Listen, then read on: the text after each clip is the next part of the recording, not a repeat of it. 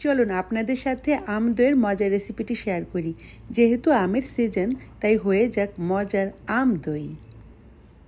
আম দই বানানোর জন্য এখানে নিয়েছি আমি 2টো পাকা আম। আমগুলো টুকরো করে একটা গ্রাইন্ডার জাগে নিয়ে এটাকে ব্লেন্ড করে নিব।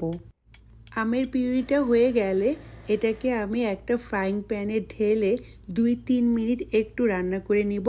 এতে করে আমের যে এক্সট্রা পানি থাকে সেটা শুকিয়ে আসবে।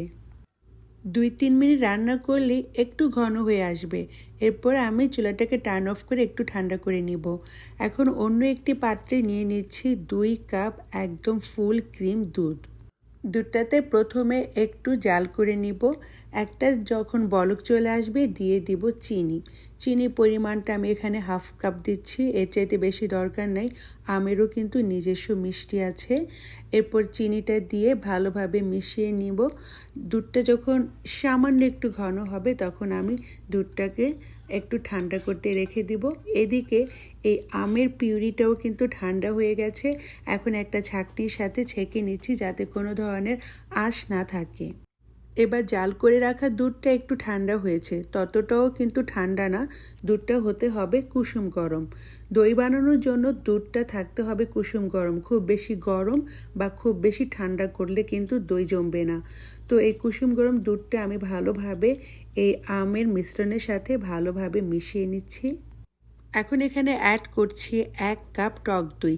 এই টক দইটা আমি 2-3 ঘন্টা একটা ছাঁকনিতে রেখে পানি ঝরিয়ে নিয়ে ঝরানো টক দইটা মিশিয়ে নিচ্ছি খুব ভালোভাবে। আম দই যারা এখনও পর্যন্ত বানিয়ে খাননি তাদের বলবো অবশ্যই আম দইটা একবার বানিয়ে খাবেন, কারণ ভীষণ মজার হয় আর দারুণ সুন্দর গন্ধের হয়।